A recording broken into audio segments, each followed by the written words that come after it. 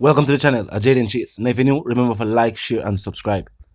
Now not only has the opposition exposed the government's $80 million cover-up, teachers across St. Elizabeth have staged a sit-in, meaning no teacher will be teaching students across St. Elizabeth until wage talks are completed. I'm going to hear what I want, and then we're going to continue reasoning. Seems as if the whole system are tumbled down from the government. Look and listen.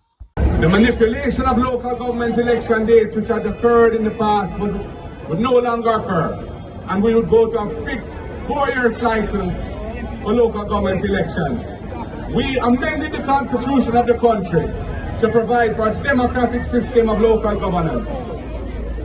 This Jamaica Labour Party government has for 3 years in a row brought laws to the parliament of the country to postpone local government elections. And this last time in February really was too much to bear. There was no plausible excuse. Them cite the need to save money when they have collected over 80 billion additional tax revenue from the people of Jamaica beyond what they had originally budgeted for this year. And the local government election is just over 1 billion. And they have collected over 80 billion additional taxes from the people. It's quite clear that they have smelt the coffee and know that the people of Jamaica are tired of them. The people of Jamaica want to see a change. They want to see hope, and they want to see a better life for themselves and their children and grandchildren. They know that the People's National Party is the party of the people. It is the party that has brought liberation to the people over decades since our formation in 1938. And we are standing up for local government elections, and we are standing up for governance in the country at the local level. And we will be doing more of these small gatherings. And anybody in Jamaica who believes in democracy and feels that the local government election postponement was wrong for the country, was unprincipled, and was just an act of manipulation and opportunism by a desperate government that doesn't want to give the people a chance to show them how the people feel, can join us in these demonstrations that we'll be having periodically over the weeks and months to come.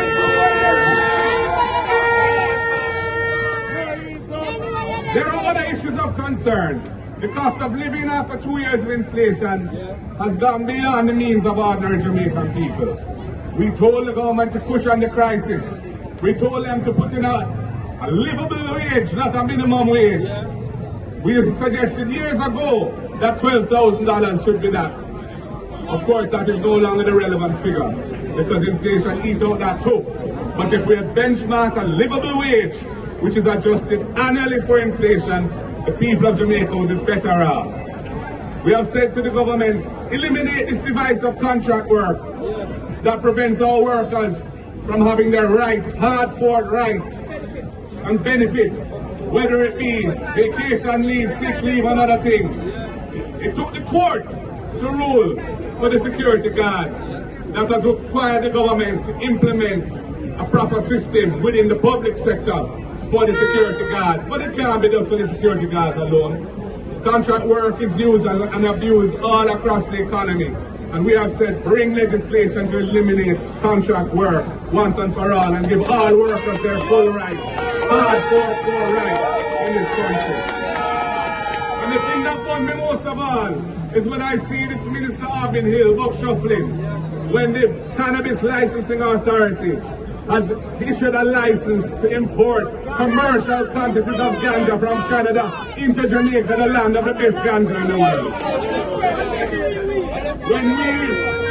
When we decriminalize personal use of ganja, and when we introduce a regulated system of medicinal marijuana in the country, we did so to liberate the people from the human rights abuse that had been visited on them over a century of prohibition when police lock you up for a split, lock you up for a jar of weed, lock you up for a chalice. We eliminated those things from the law. We never envisaged that our government would be permitting importation of ganja from Canada for commercial sale when Jamaican producers cannot sell to Canada in commercial quantities. It is wrong, and the government should own it and change it, because the local industry is just up and coming and it needs proper government and proper regulation so that it can grow and foster and flourish. So people, We are encouraged. We know that the tide has shifted. We know that the wind is in our sails. We know that the people are looking for change. We know that the People's National Party will soon be back in government. All I say to everybody here, whether you're a PNP or an OP, or even if you're a Labourite, listen to me now. Come on board this train. This train can't stop. This train will move to victory. This train is bound to glory. One love, comrades. The word is out.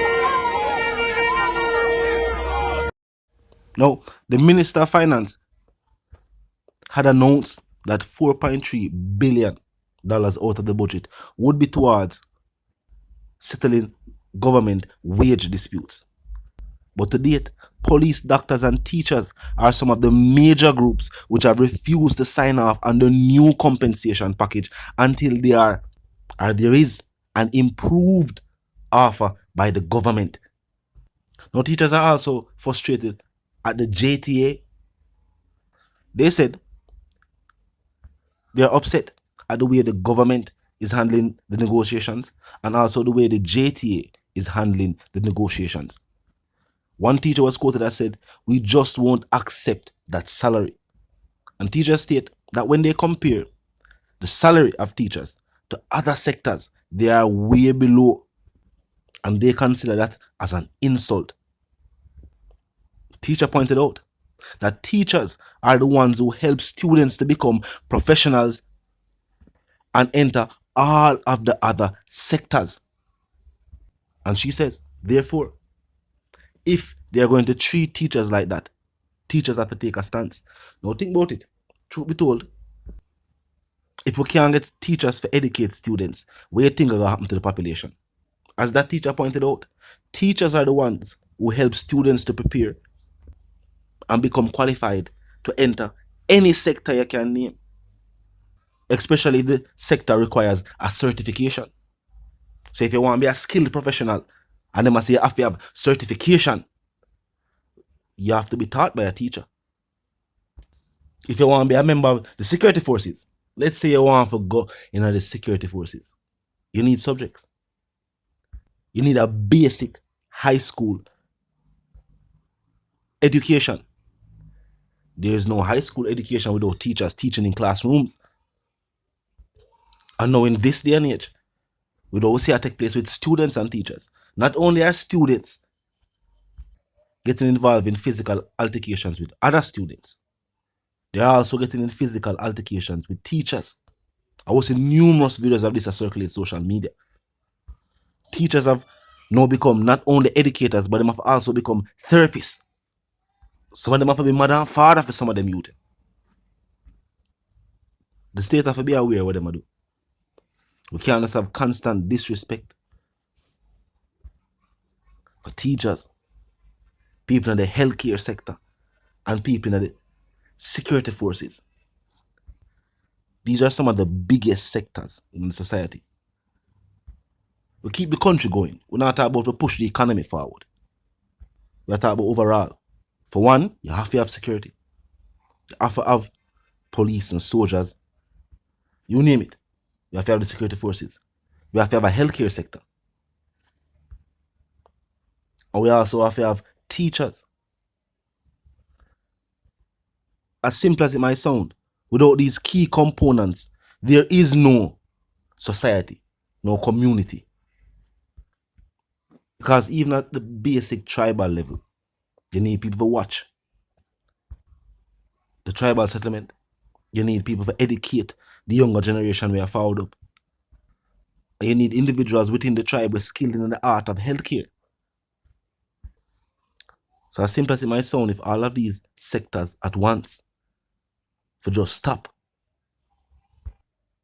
police decides them now patrol, teacher them now teach, not now go on in the healthcare sector, what do you think will take place? And with that 80 billion not being talked about by the state, was it used to pay back the IMF? What was the money used for? Where the government to put that money down in the mattress? And the state had promised transparency. stating that they felt while they were in opposition that the ruling government at that time, lacked transparency. Seem like the same scenario again. Some are saying, when will the people learn? The artist did say, a two-party, but at the same sad song them a play. And poor people, money just a lean back and a rock away. And them a raise everything from aisle to craven. Then how them no raise up? Everybody pay.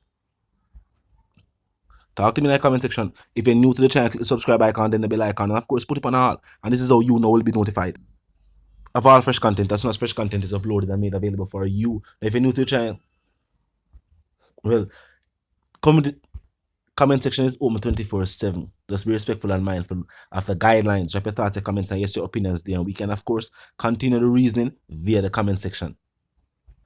And of course, until the reason again, my sentiments for you and yours is, of course, for to live, love, and prosper, and for to stay tuned.